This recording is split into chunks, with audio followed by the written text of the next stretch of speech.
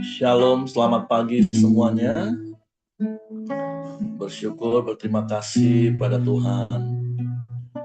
Pagi hari ini kita boleh bangun lagi dengan tubuh yang diberkati, dengan kekuatan kesehatan yang baru yang datang daripada Tuhan. Kita boleh bersama-sama lagi bersekutu, menghampiri tahta kasih karunia Tuhan dengan hati yang bersyukur. Kita menaikkan pujian, penyembahan, sebab Dia yang layak dipuji. Bapa, terima kasih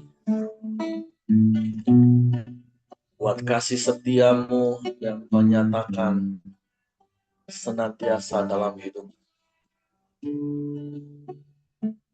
Terima kasih buat pemeliharaanmu yang sempurna dalam hidup kami.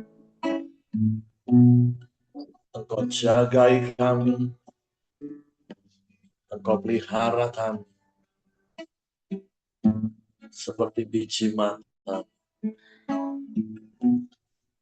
Sebab kami berharga di matamu. Sungguh kami bersyukur padamu. Berterima kasih sebab Engkau baik bagi kami.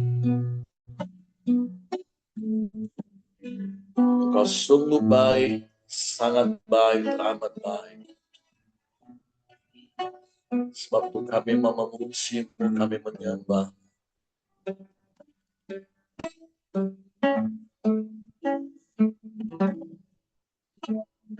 Bapa, Engkau baik. Bapa, Engkau baik. Kau selalu baik kepadaku. Bapa, ku cintakan. Bapa, Engkau baik. Bapa, Engkau baik. Bapa, Engkau baik. Kau selalu baik kepadaku. Bapa, ku cintakan.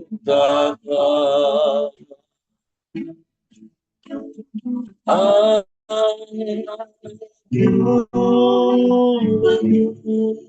memujimu. Aku menyembahmu.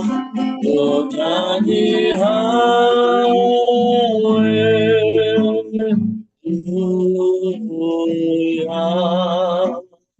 Bapa, ku cintakan.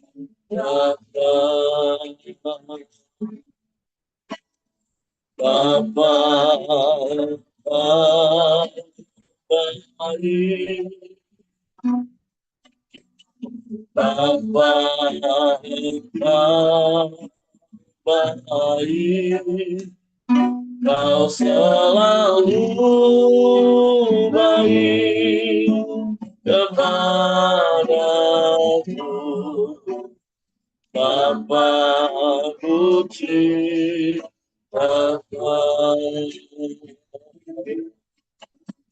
Aku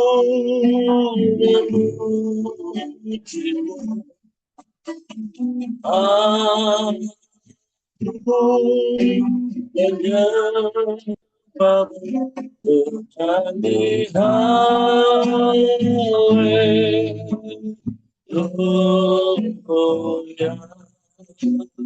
Bapa, ku cintakan. Aku memujimu. Aku menyembahmu, ku nyanyi haleluya.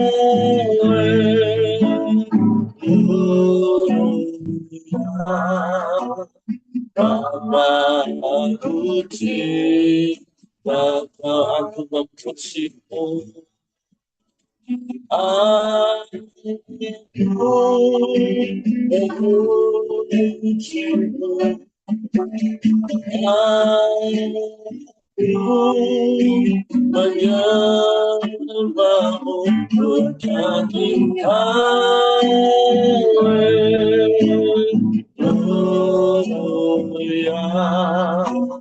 Bapa, ku cinta kau. Bapa, ku cinta kau. Bapa, ku cinta kau.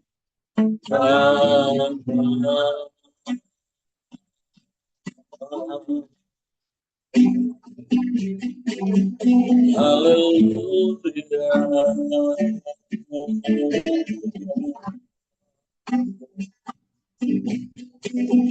Haleluya.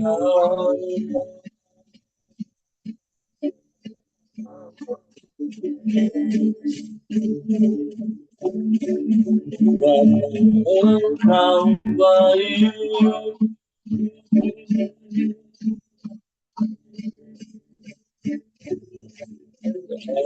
sungguh baik.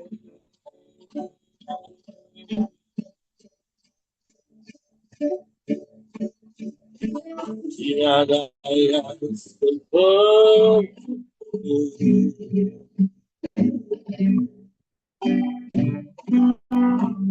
tiada yang lain, hanya Kau.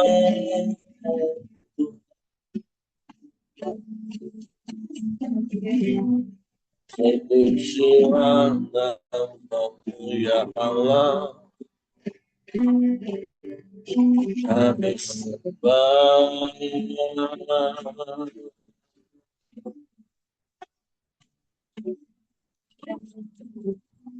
Kami puji Engkau, kami muliakan namamu.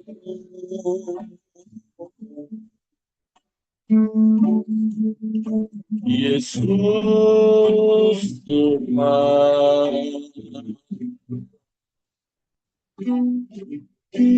terpuji namamu. Ya Allah baik,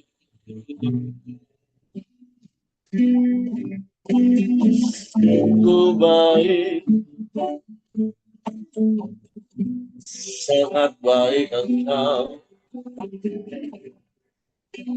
teramat baik Engkau.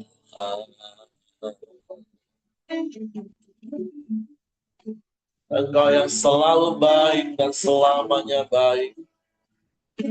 Sebab Engkau Allah yang tak pernah berubah. Dulu, sekarang, bahkan sampai selamanya. Kau tetap Allah. Terpujilah namamu, terpujilah namamu. Yesus Tuhan. Haleluya, haleluya, haleluya, haleluya. Terpujilah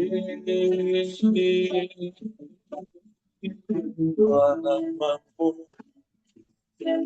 terpujilah namamu. Nama yang ajaib, Nama yang berkuasa di bumi di surga.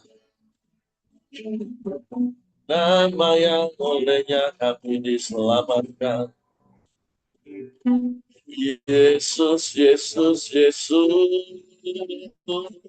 Nama Yesus berkuasa. Setiap lidah mengaku Yesus Tuhan. Setiap lutut bertelut menyembah kepadamu Yesus. Haleluya.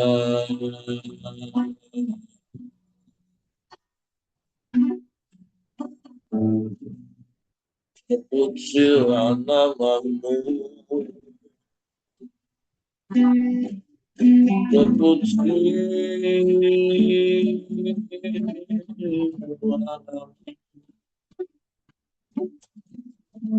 Ya Allah,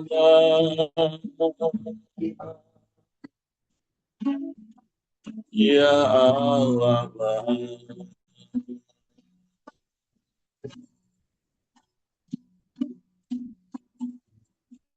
syukur bagimu, syukur bagimu.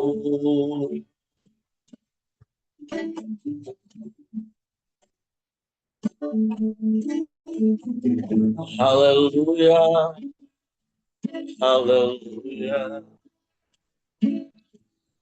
haleluya.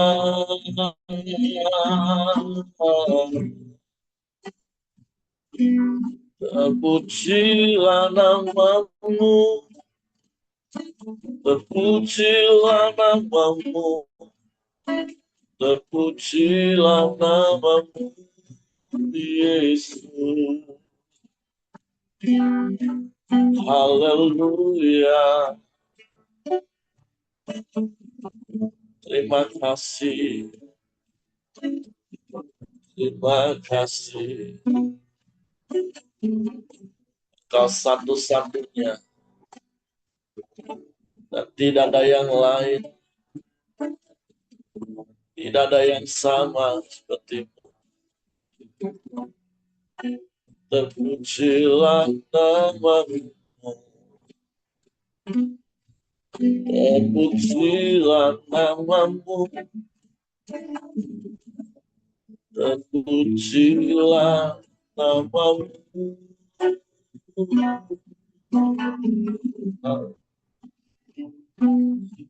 Haleluya, haleluya,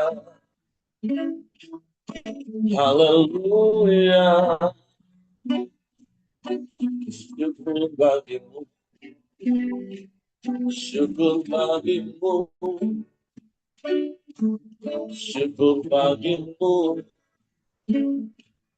Terima kasih.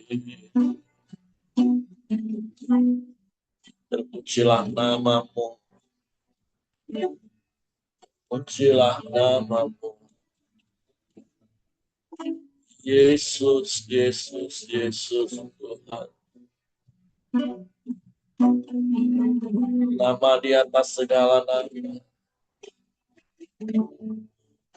Nama yang ajaib, nama yang berkuasa. Kami sembah, kami sembah, kami sembah. Terpujilah nama,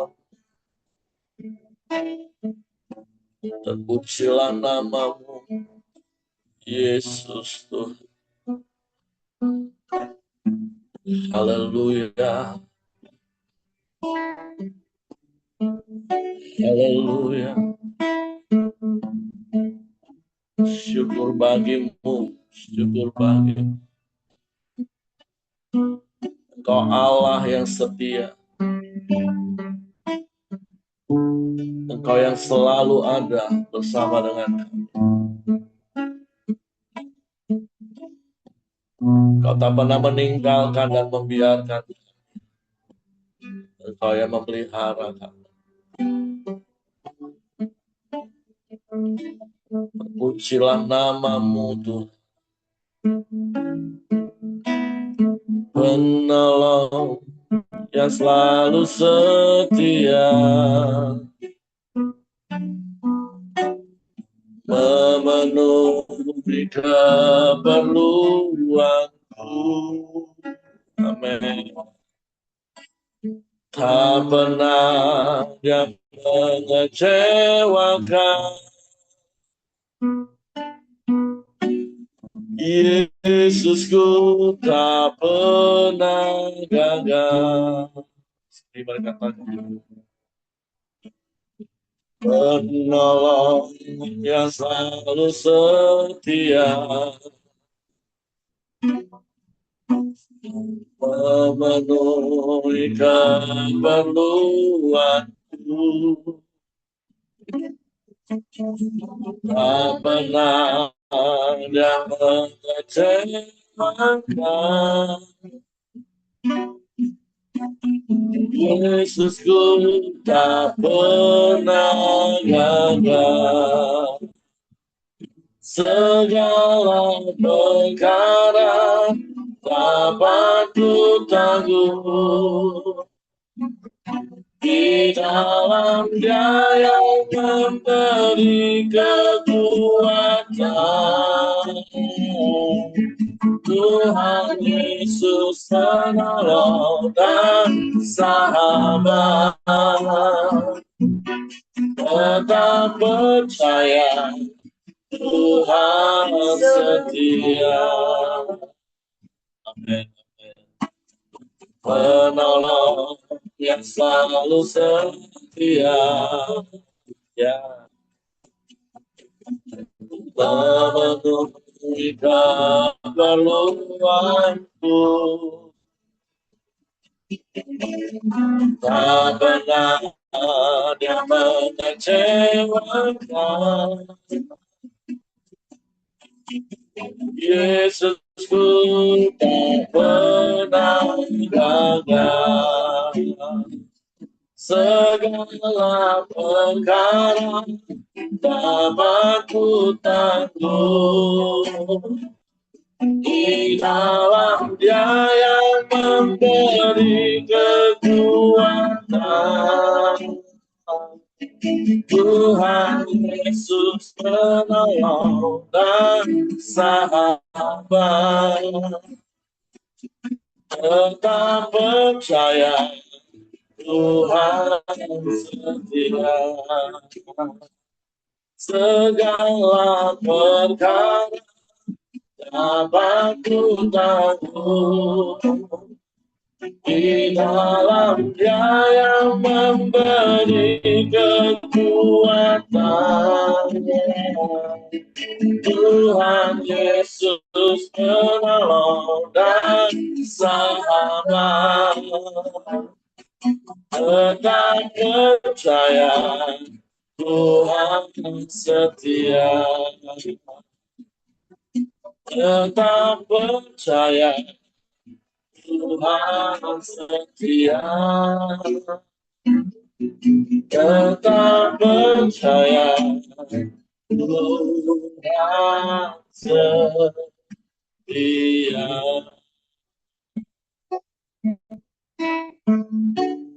Kami mau terus dan tetap percaya, sebab Engkau Allah yang setia. Engkau yang tak pernah berubah, dulu sekarang, bahkan sampai selama-lamanya.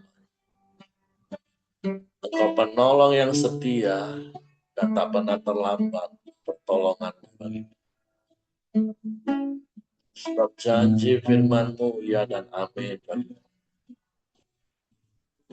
Terima kasih Tuhan. Suatu pagi hari kami siapkan hati kami lagi untuk firman. Roh Kudus, tolong kami untuk mengerti dan memahami firman. Sehingga kami percaya firman dan kami melakukannya dalam hidup. Dalam nama Yesus kami sambut firman. Haleluya, haleluya. Amin. Oke, silakan Syaping. Ya, shalom. Selamat pagi. Shalom pagi. Kita bersyukur pagi ini kita boleh ada lagi. Semua karena anugerah Tuhan. Setiap pagi kita sudah dipimpin oleh Tuhan. Di kesehatan kita boleh berkoram Dio. Semua karena anugerah Tuhan. Sebab itu pagi hari ini kita mau belajar lagi di dalam 2 Petrus 2. Demikian bunyinya.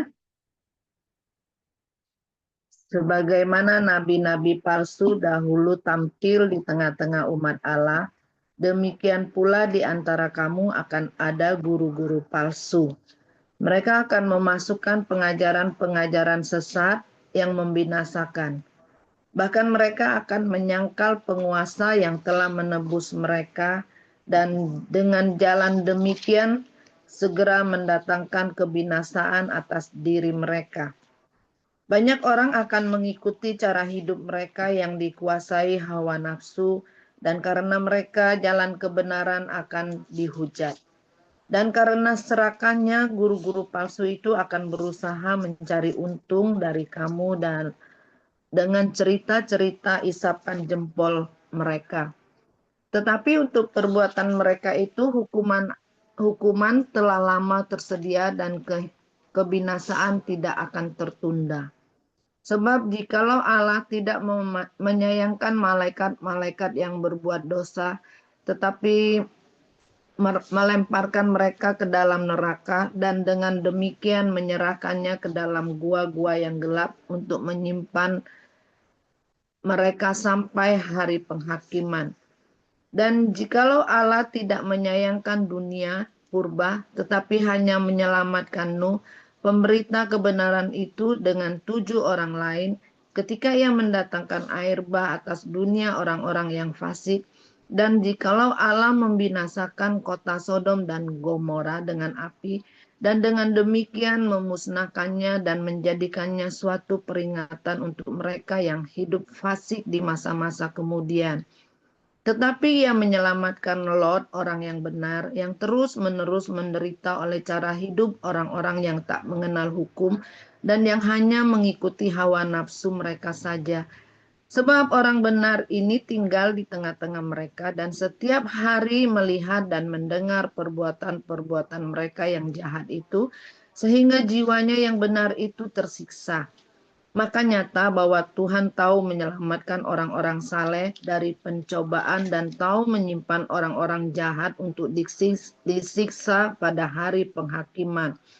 Terutama mereka yang menuruti hawa nafsunya karena ingin mencemarkan diri dan menghina pemerintah Allah. Mereka begitu berani dan angkuh sehingga tidak segan-segan menghujat kemuliaan.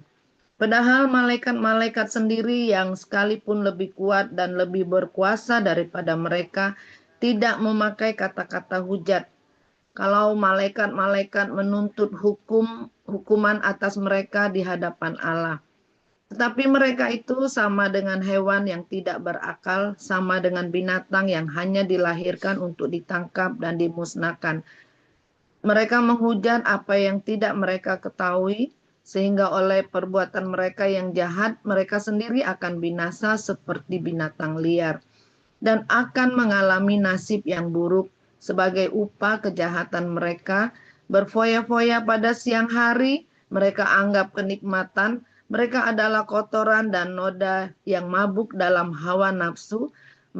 Kalau mereka duduk makan minum bersama-sama dengan kamu. Mata mereka penuh nafsu zina dan mereka tidak pernah jemu berbuat dosa. Mereka memikat orang-orang yang lemah. Hati mereka telah terlatih dalam keserakahan. Mereka adalah orang-orang yang terkutuk. Oleh karena mereka telah meninggalkan jalan yang benar, maka tersesatlah mereka lalu mengikuti jalan Bileam anak Beor yang suka menerima upah untuk perbuatan-perbuatan yang jahat. Tetapi Bileam beroleh peringatan keras untuk kejahatannya, sebab keledai beban yang bisu berbicara dengan suara manusia dan mencegah kebebalan nabi itu. Guru-guru palsu itu adalah seperti mata air yang kering, seperti kabut yang dihalaukan taufan. bagi mereka telah tersedia tempat dalam kegelapan yang paling dahsyat. Sebab mereka mengucapkan kata-kata yang congkak dan hampa dan mempergunakan hawa nafsu cabul untuk memikat orang-orang yang baru saja melepaskan diri dari mereka yang hidup dalam kesesatan. Mereka menjanjikan kemerdekaan kepada orang lain, padahal mereka sendiri adalah hamba-hamba kebinasaan. Karena siapa yang dikalahkan orang, ia adalah hamba orang itu. Sebab jika mereka oleh pengenalan mereka akan Tuhan dan Juru Selamat kita Yesus Kristus telah melepaskan diri dari kecemaran-kecemaran dunia, tetapi terlibat lagi di dalamnya, maka akhirnya keadaan mereka lebih buruk daripada yang semula. Karena itu bagi mereka adalah lebih baik jika mereka tidak pernah mengenal jalan kebenaran daripada mengenalnya, tetapi kemudian berbalik dari perintah kudus yang disampaikan kepada mereka. Bagi mereka cocok apa yang dikatakan peribahasa yang benar ini, anjing kembali lagi ke muntahnya dan babi yang mandi kembali lagi ke kubangannya. Amin. Puji Tuhan, pagi hari ini kita diingatkan sebagai anak-anak Tuhan, mengikut Tuhan baik yang baru maupun yang lama. Kita bersyukur kalau pagi ini kita adalah umat pilihan Allah. Oleh sebab itu, kalau kita sudah menjadi umat-umat pilihan Allah, seperti di dalam 2 Petrus 2 ini, Petrus mau mengingatkan kita sebagai anak-anak Tuhan supaya kita tidak terseret di dalam keadaan dunia, sehingga kita dari awalnya kita boleh mengenal Tuhan, lalu kita tinggalkan kepercayaan kita kepada Tuhan. Pagi ini Petrus dengan keras mengingatkan kita bahwa di perikopnya ini adalah nabi-nabi dan guru-guru yang palsu ya. Nah, di Petrus 2 ini ciri nabi-nabi dan guru-guru yang palsu itu di situ adalah hawa nafsu ya. Nah, di dalam Galatia 5 ayat 16,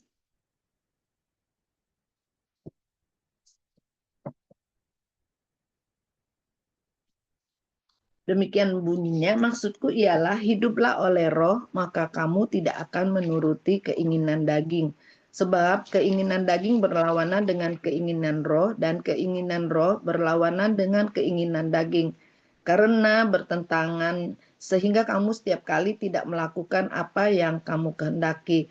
Akan tetapi, jikalau kamu memberi dirimu dipimpin oleh roh, maka kamu tidak hidup di bawah hukum Taurat. Perbuatan daging telah nyata, yaitu percabulan, kecemaran, hawa nafsu, penyembahan berhala, sihir, perseteruan, perselisihan, iri hati, amarah, kepentingan diri sendiri, percideraan oleh pemecah. Nah, Bapak Ibu, pagi hari ini di Galatia 5 ayat 16 itu mengatakan bahwa hiduplah oleh roh, maka kita dipimpin oleh roh ya. Nah, kalau kita tidak hidup di dalam roh Tuhan, di sini kita akan dikuasai oleh hawa nafsu seperti diperingatkan di 2 Petrus 2 itu. Yaitu di dalam hawa nafsu kita, yaitu keinginan daging, keinginan mata, keangkuhan hidup. Kalau di dalam firman Tuhan ini diingatkan bahwa seperti keinginan daging itu adalah dicontohkan di sini seperti pada waktu Sodom dan Gomora dihancurkan oleh Tuhan. Di situ ada Lot yang takut akan Tuhan, diingatkan oleh Tuhan di dalam Sodom dan Gomora itu begitu banyak hal-hal dosa yang Tuhan sudah tidak inginkan, sehingga tetapi di dalam kota Sodom dan Gomora itu ada anak Tuhan Lot yang mengasihi Tuhan, yang sungguh-sungguh hidup kepada Tuhan. Lalu Tuhan bawa Lot itu keluar dari kota Sodom dan Gomora karena Tuhan mau menghancurkan kota Sodom dan Gomora itu. Tetapi istri Lot itu mencintai dengan segala keadaan yang ada di dalam kota Sodom dan Gomora, sehingga pada waktu Tuhan akan menghancurkan, Tuhan sudah ingatkan jangan menoleh ke belakang. Tuhan akan hanguskan itu Sodom dan Gomora, tetapi istri Lot dia masih mengasihi, mencintai dunia, sehingga pada waktu itu istri Lot menjadi tiang garam, ya Bapak Ibu ya.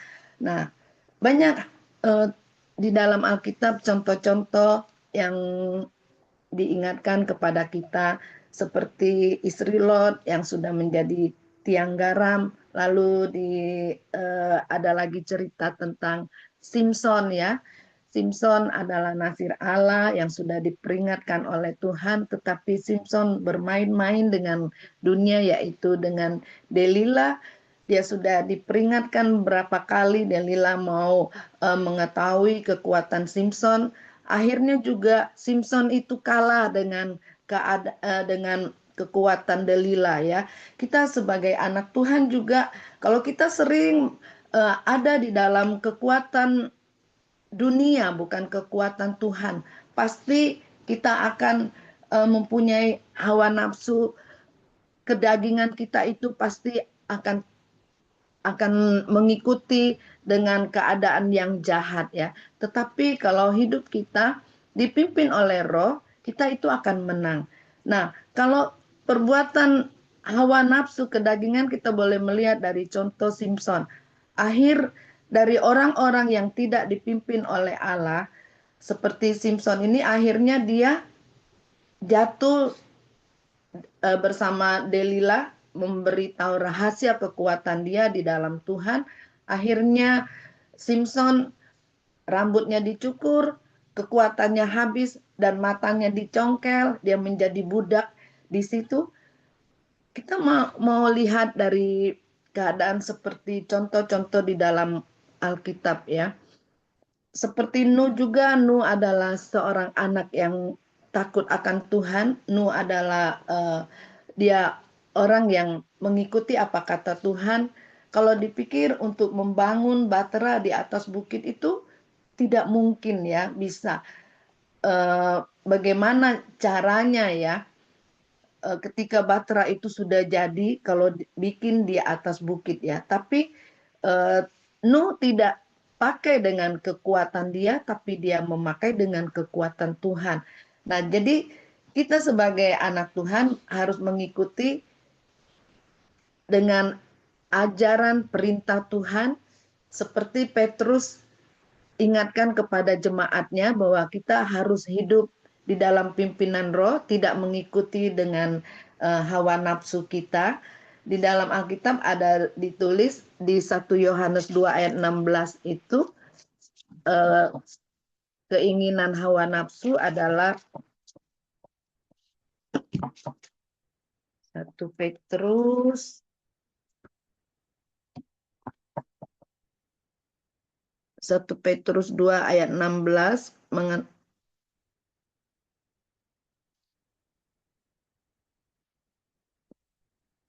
hiduplah sebagai orang merdeka dan bukan seperti mereka yang menyalahgunakan kemerdekaan itu untuk menyelubungi kejahatan mereka. Tetapi hiduplah sebagai hamba Allah. Hormatilah semua orang, kasihilah. 1 Yohanes salah, maaf. 2 ayat 16. Sebab semua yang ada di dalam dunia, yaitu keinginan daging dan keinginan mata, serta keangkuhan hidup, bukanlah berasal dari Bapa, melainkan dari dunia. Keinginan daging, kita manusia itu seringkali mengikuti keinginan daging kita. Kadang kita boleh melihat, membanding-bandingkan hidup kita kepada orang lain, apalagi wanita ya. Dia tidak boleh melihat orang lain itu cantik, punya kelebihan, kadang mempunyai sesuatu barang yang bagus. Saya banyak bersama-sama dengan ibu-ibu ya. Kadang satu ibu ini beli jam tangan yang bagus, dia nggak mau kalah, dia upgrade lagi yang lebih mahal ya. Nah, kadang keinginan mata juga, kita sudah punya satu, sudah punya barang itu, tetapi pengen lagi, beli lagi. Jadi membuat kita itu jatuh di dalam berbagai-bagai masalah, tentunya di dalam masalah keuangan pasti ya. Apalagi sekarang kita lihat di sosmed ya, begitu banyak menggiurkan barang-barang yang bagus, entah itu palsu, entah itu asli. Kita kadang tertipu ya Bapak Ibu ya. Begitu juga kita, kebutuhan hidup kita mungkin kita merasa lebih tambah hari tambah kurang karena kita tidak bisa mengatur dengan keuangan kita, keadaan kita, sehingga tawaran di sosmed itu 5 menit aja bisa keluar dana. Nah, membuat kita jatuh di dalam berbagai-bagai masalah, berbagai-bagai pencobaan. Kadang hawa nafsu itulah membawa kita jatuh di dalam kita mengiring kepada Tuhan, jatuh kita di dalam berbagai-bagai masalah yang sehingga membuat nama Tuhan itu dicemarkan, nama Tuhan itu tidak baik, sehingga kita menjadi anak-anak Tuhan itu dicemooh oleh dunia. Nah, pagi hari ini mari kita mau menanggalkan semua itu. Kita diingatkan, apalagi kita sebagai guru ya, sebagai hamba Tuhan, seringkali itu dinilai paling cepat oleh dunia ya, oleh orang-orang yang tidak mengenal Tuhan. Makanya Petrus mengingatkan kita, orang yang percaya, terlebih kita yang ada di dalam pelayanan-pelayanan, guru-guru, supaya kita jangan menghujat, jangan dihujat oleh dunia ini, oleh orang yang belum mengenal Tuhan. Kita diingatkan, kita dijauhkan dari keinginan daging, keinginan mata kita yang membuat hidup kita seringkali rusak. Mata kita melihat wanita sudah punya istri satu, mau istri yang tambah lagi, tambah lagi. Mungkin kita punya simpanan yang istri kita nggak tahu. Ada banyak hal, apalagi ibu-ibu sudah punya tas satu, pengen tas lagi, sampai keuangan tidak cukup. Pengen beli itu, pengen beli baju yang lebih bagus, penampilan yang mewah, tetapi keadaan kantong kita semakin hari semakin memburuk, pinjaman yang begitu banyak. Jadi itu keinginan mata, keinginan yang membawa keangkuhan hidup. Kalau kita sudah keinginan daging, keinginan mata, tentunya kita pasti punya keangkuhan hidup. Karena tampilan kita yang kita rasa kita mewah, kita lebih dari orang lain, kita pasti mempunyai hati yang sombong ya. Terus punyai semakin lagi punya iri hati ya. Nah, tapi kita pagi hari ini kita diingatkan Tuhan supaya kita mau belajar dari firman Tuhan ini, seperti yang terakhir ini katakan bahwa kita jangan seperti diibaratkan di ayat yang terakhir itu, bagi mereka cocok apa yang dikatakan peribahasa yang benar ini, anjing kembali lagi ke muntahnya dan babi yang mandi kembali lagi ke kubangannya. Nah, kalau kita sudah hidup benar di mata Tuhan, kita mau jaga terus iman kita kepada Tuhan, kasih kita kepada Tuhan, supaya kita jangan kembali lagi keadaan kita yang lama. Kalau kita sudah pernah jatuh di dalam pencobaan, kita jangan kembali, kita ulangin lagi perbuatan kita yang sudah membawa kita jatuh di dalam pencobaan. Tapi kita mau belajar terus untuk hidup dipimpin oleh Roh Allah. Karena firman Tuhan katakan bahwa kalau kita dipimpin Roh Allah, firman Tuhan katakan kita itu adalah anak-anak Allah. Nah, pagi ini kita mau berikan tidak hidup kita ini untuk dipimpin oleh Roh Allah. Kalau Roh Allah yang memimpin hidup kita, kita pasti hidup kita itu punya damai, damai sejahtera. Kita harus percaya Tuhan Yesus yang kita sembah itu adalah Tuhan yang benar-benar menolong kita ya.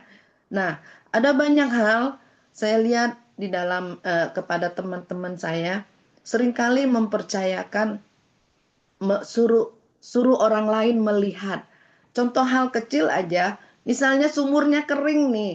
Padahal kan situasi nggak hujan-hujan sumurnya kering. Terus tanya sama orang pintar, kenapa sumurku kering? Ya dia lagi keramas gitu. Saya sampai geli hati ya. Kok bisa tanya begitu? Harusnya kita ngomong sama Tuhan, Tuhan minta air, mata air di sumur ini supaya mengalir air yang banyak, dilimpahkan air yang orang lain sumurnya bisa kering, tapi sumur saya boleh airnya nggak putus-putus gitu. Karena sederhana kita berdoa kepada Tuhan, Tuhan itu selalu dengar ya. Saya seringkali kalau mengalami hari-hari, wah hari-hari ini rasa sepi, keadaan ekonomi rasanya melemah, eh, pasar juga rasa sepi. Saya sering kali berdoa Tuhan kasih saya kerjaan, pesanan gitu. Tiba-tiba Tuhan tuh selalu ingatkan kau harus memberi dulu, maka aku akan kembalikan. Nah, ketika saya memberi, tiba-tiba datang orderan gitu. Jadi memang Tuhan yang kita sembah itu adalah Tuhan yang hidup dan dia pasti menolong kita. Jangan kita andalkan hawa nafsu kita, jangan andalkan uh, keinginan kita sehingga kita tidak dipimpin oleh Roh Allah. Tapi pagi hari ini kita diajar firman Tuhan untuk hidup dipimpin oleh Roh Allah. Nah, inilah firman Tuhan pagi hari ini. Rasanya Tuhan tuh bawa kita diingatkan kita ini semua untuk dipimpin Roh Allah, bukan dipimpin oleh sosmed, apa kata sosmed, apa kata orang gitu. Tapi pagi hari ini setelah saya baca di 2 Petrus 2 ini Tuhan itu membawa tuh mengingatkan tuh untuk dipimpin Roh Allah. Karena Rasul Petrus itu begitu banyak sudah mengingatkan kita, apalagi tentang guru-guru. Nah, yang sudah menyatakan diri itu adalah guru, menyatakan adalah nabi. Karena kita di gereja ada 5 jawatan ya. Nah, guru, nabi, pengajar itu semuanya harus dipimpin oleh Roh Allah supaya bisa memimpin kepada orang lain. Nah, pagi hari ini firman Tuhan, saya tidak panjang lebarkan, nanti minta Heri untuk menjelaskan lebih lanjut. Tuhan Yesus memberkati. Oke, terima kasih untuk Caping. Jadi ada satu hal yang perlu digarisbawahi. Mari terus hidup dipimpin oleh Roh Kudus, bukan medsos. Itu yang menjadi hal yang harus kita perhatikan hari-hari ini. Yang ketika membaca ayat-ayat ini dan mendengarkan apa yang Caping tadi sampaikan, ya cuman ada satu kata yang muncul di dalam hati saya, hedonisme. Hati-hati, berjaga-jaga dan berawas-awas jangan sampai hedonisme ini itu akhirnya menguasai hidup kita. Dari apa yang tadi siapa yang sudah sampaikan di 1 Yohanes 2. Jangan sampai keinginan mata, keinginan daging, dan keangkuhan hidup itu menguasai, karena itu akan binasa, kata firman Tuhan tadi. Kalau Bapak Ibu perhatikan ayat 1 sampai ayat yang ketiga. Ya kemarin saya sempat nonton satu video, seorang ibu-ibu parubaya sambil jogging dia ngomong menyerang pendeta.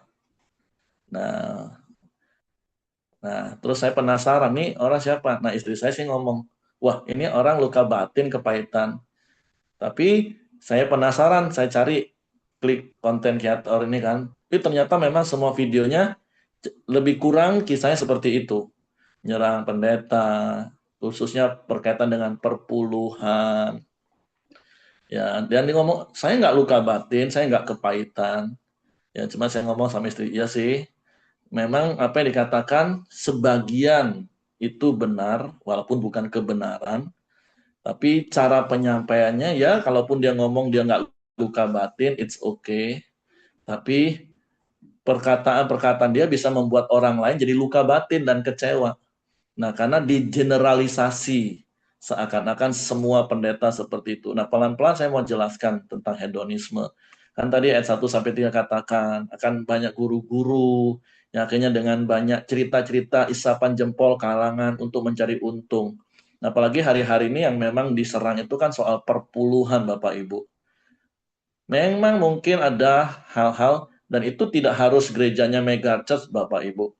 Kalaupun ada gerejanya juga nggak gede-gede banget, tapi selama pengelolaan dan pengajaran tentang perpuluhannya salah, saya boleh langsung katakan seperti itu, ya akhirnya itu yang menjadi orang menghujat jalan kebenaran seperti apa yang firman Tuhan katakan. Bagaimana seharusnya keuangan gereja itu dikelola dengan baik. Ini bukan soal bicara gaya hidup tadi yang seperti tadi dikatakan ayat yang kedua ya. Banyak orang kan mengikuti cara hidup mereka yang dikuasai hawa nafsu. Ini bicara tentang hedon. Ini bukan ya seperti yang kemarin dikritik sampai pendeta harus punya pengawal. Beberapa hari yang lalu dosen kami juga ngomong waktu anak mudanya tawarin, Om mau pelayanan, mau nggak kami kawal Om? Hah? Dikawal? Iya Om, sekarang pendeta-pendeta harus ada bodyguardnya Om. Aduh, sampai dosen kami, aduh memang. Terus menggunakan barang-barang branded, bukan soal salah atau benar, tapi apakah itu memuliakan Allah atau tidak. Ya kita bukan untuk menghakimi, siapa tahu mereka diberi. Tapi ini kan kembali, ukuran sederhana hedonisme itu seperti ini yang Tuhan taruh dalam hati saya tadi. Ingat Bapak Ibu, semua yang kita punya itu kan milik Tuhan. Itu prinsip yang harus disadari. Nah, kita ini hanya pengelola. Sederhananya hedonisme itu seperti ini yang Tuhan taruh dalam hati saya. Ya, ini pemahaman saya yang Tuhan taruh. Hedonisme itu seperti ini. Bagaimana kita menggunakan berkat harta yang Tuhan percayakan untuk kita kelola, itu lebih untuk siapa? Untuk lebih memuaskan hawa nafsu kita, keinginan kita, atau untuk kerajaan Allah. Ya sederhananya gini, kalau untuk pekerjaan Tuhan, kok hitung-hitungannya ketat banget. Tapi kalau untuk memuaskan hawa nafsumu sendiri, gaya hidup apapun, kau bisa royal keluarkan uang. Nah, itu yang menjadi sebuah tolak ukur.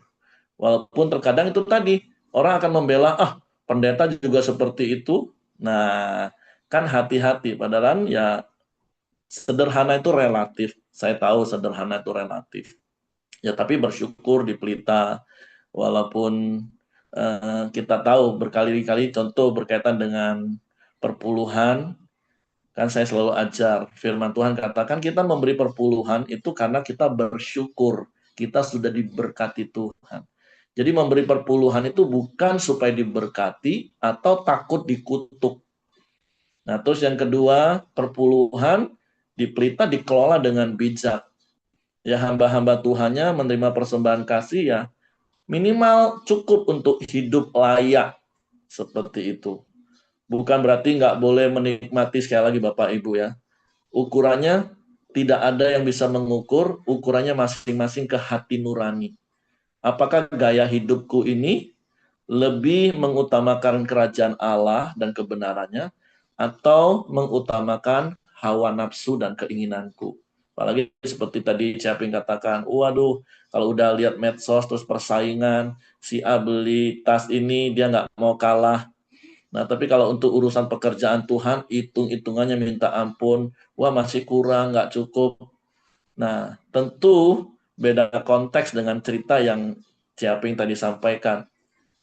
Ketika rasa takut khawatir, karena saya tahu persis, bukan karena ada Kosimon dan Ciaping tempat ini, bukan. Tapi karena saya tahu persis bagaimana cara hidup mereka. Taat kepada Tuhan, mengalokasikan dana untuk kerajaan Allah. Bukan memberi baru diberi, bukan.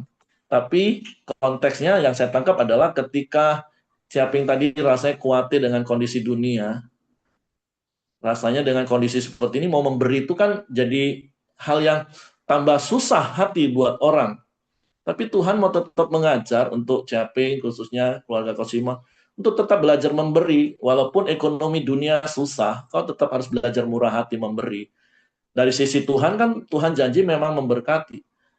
Tapi motivasinya bukan supaya diberkati, itu judi nanti. Nah, tapi kan dalam konteks yang Caping tadi ceritakan, pengalaman mereka, supaya dalam kondisi susah pun, Caping diajar untuk tetap memberi, beda konteks Bapak Ibu ya. Nah, tapi kembali kepada apa yang 2 Petrus tadi udah ajarkan. Jangan sampai kita mengikuti cara hidup mereka hedonisme.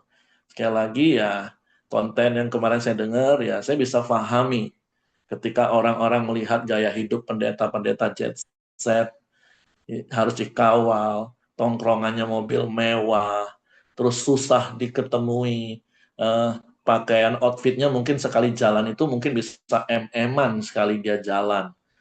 Nah, ini bukan soal salah atau benar sekali lagi. Kita juga nggak boleh menghakimi. Di satu sisi kalau jemaat, engkau nggak memberikan perpuluhan, kau juga nggak perlu membela diri. Oh, itu perjanjian lama.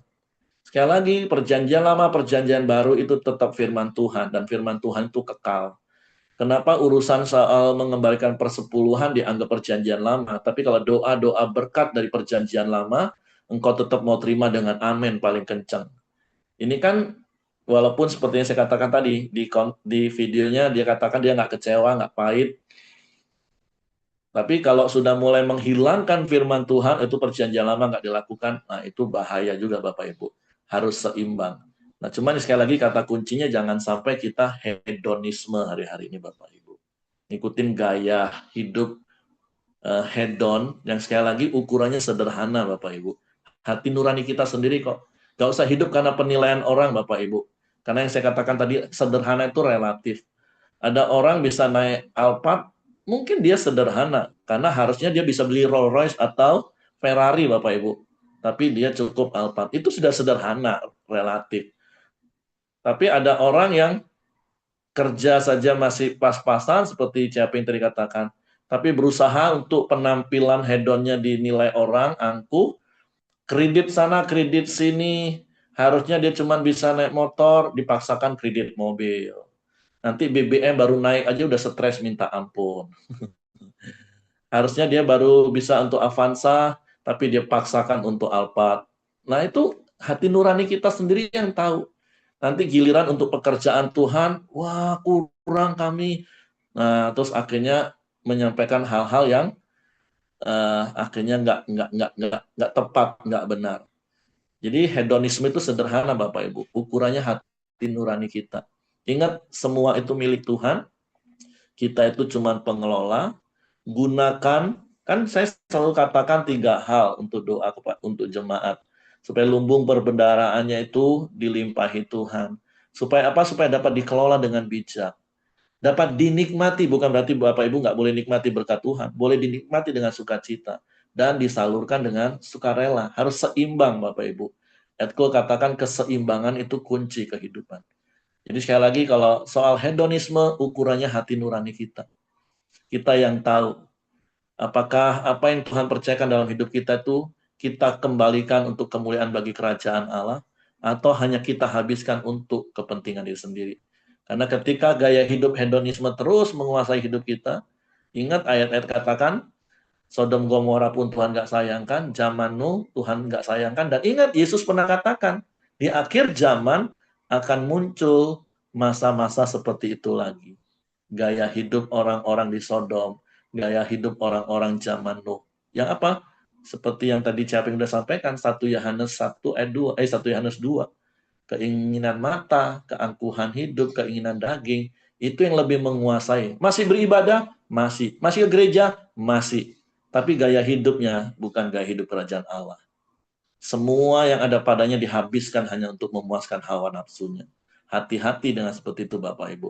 Nah, mari kita cek hati kita hari ini. Apakah jangan-jangan kita termasuk orang yang terpapar dengan hedonisme. Jadi sekali lagi, hedonisme itu sederhana. Apa yang Tuhan percayakan untuk kita kelola, berapa banyak yang lebih kita habiskan untuk memuaskan keinginan daging, keinginan mata, keangkuhan hidup kita, atau untuk kerajaan Allah. Oke, itu saja yang saya tambahkan. Terima kasih, Caping. Dan silakan kalau ada yang mau tambahkan sesuatu. Kalau tidak ada, nanti saya akan berdoa dan kemudian akan ditutup oleh Caping. Silakan. Oke, mari kita berdoa. Bapa, kami bersyukur berterima kasih buat firman-Mu yang pagi hari ini boleh kembali mengingatkan kami, mengajar kami, bahkan menegur kami Tuhan.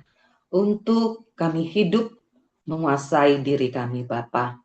Untuk kami hidup di dalam pimpinan Roh Kudus-Mu Bapa. Kami bersyukur hari-hari kami yang kami lalui di dalam perlindungan dan penyertaan Tuhan.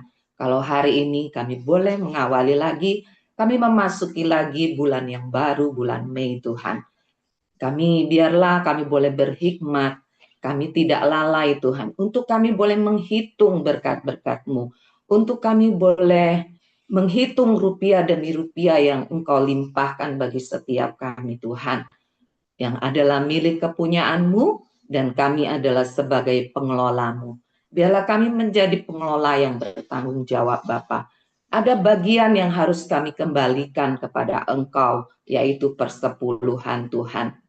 Engkau yang tuntun, Engkau yang pimpin kami sehingga kami tidak lalai melakukan bagian kami itu kepada Engkau Tuhan dan menyerahkannya, mengembalikan persepuluhan kepada Engkau. Terima kasih Bapa yang baik, terima kasih. Kami bersepakat berdoa melepaskan berkat bagi Caping yang sudah menyampaikan kebenaran firman-Mu. Terus bertambah-tambah kasih karunia Tuhan, hikmat Tuhan atas hidup Caping Tuhan. Berkati usaha dan pekerjaan tangannya Bapa, yang dilakukannya semata-mata adalah untuk kemuliaan bagi nama Tuhan. Berkati juga Kosimon, berkati juga anak-anak dalam rumah tangga, dan Engkau yang memberi perlindungan bagi usaha yang Kau percayakan untuk mereka kelola. Terima kasih Bapa yang baik, terima kasih. Pagi ini juga kami bersama-sama bersepakat, kami mengucap syukur Tuhan atas Willy dan Nilu Bapa. Engkau berkati bayi dalam kandungan Nilu Tuhan, dalam masa proses kehamilan selama 9 bulan ini Tuhan, Engkau tolong, biarlah tubuh Nilu boleh kuat, rahimnya boleh kuat, dan pada saatnya kami boleh mendengar dan mendapatkan kabar sukacita bahwa anak itu dilahirkan dengan baik Bapa. Nilu boleh sehat Tuhan, dalam nama Yesus. Sertai mereka perjalanan mereka Tuhan, jaga lindungi, tutup bungkus dengan kuasa darah. Terpujilah nama-Mu Tuhan. Terima kasih Bapak, terima kasih. Kami juga mau berdoa bersepakat buat Papi, Pak Ongko Wijaya Tuhan. Kami percaya hari demi hari pemulihan Engkau kerjakan, khususnya bagi saraf motorik tangan kaki Papi Tuhan, semuanya baik Bapak, dalam nama Yesus. Terima kasih juga Tuhan, kami berdoa Tuhan, kami bersukacita juga kalau kemarin Engkau tambahkan usia Ibu Ros 1 tahun Tuhan, di usianya saat ini Tuhan, hari-hari ke depan kami percaya ada juga penyertaan Tuhan yang sempurna akan terus menyertai Ibu Ros. Kami melepaskan berkat dengan kesehatan, kekuatan, umur panjang, hikmat yang daripada-Mu Tuhan. Kalau saat-saat ini Ibu Ros juga sedang mengikuti kuliah teologi Tuhan, ada kasih karunia Tuhan yang memampukan Ibu Ros sehingga dia boleh menyelesaikannya Tuhan. Dan lewat hidup Ibu Ros Tuhan, kesaksian tentang Engkau itu Bapa, kesaksian hidup, pengalaman-pengalaman berjalan bersama Yesus boleh disaksikan melalui kehidupan Ibu Ros. Terima kasih Bapak yang baik, terima kasih. Kami juga berdoa bersepakat buat bangsa kami Indonesia Tuhan. Kami melepaskan berkat damai sejahtera-Mu atas bangsa ini Bapa. Di masa-masa sulit dunia ini Tuhan, kami percaya mata-Mu, belas kasihan-Mu tetap tertuju atas kami Indonesia.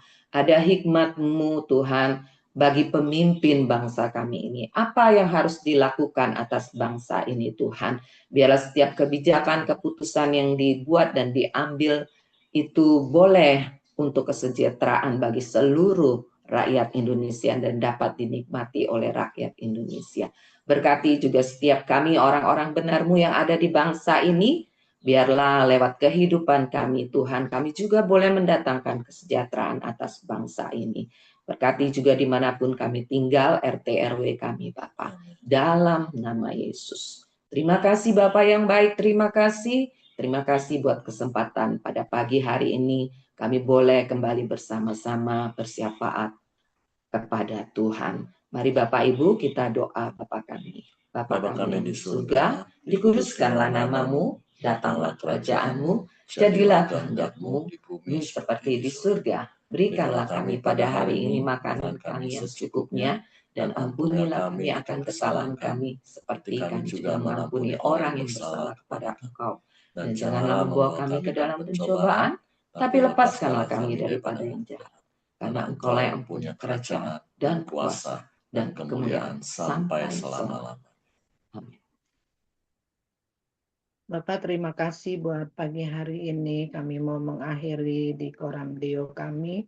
Biarlah firman-Mu yang sudah ditaburkan boleh tinggal di dalam hidup kami. Boleh kami mau lakukan Tuhan untuk dipimpin oleh Roh Allah.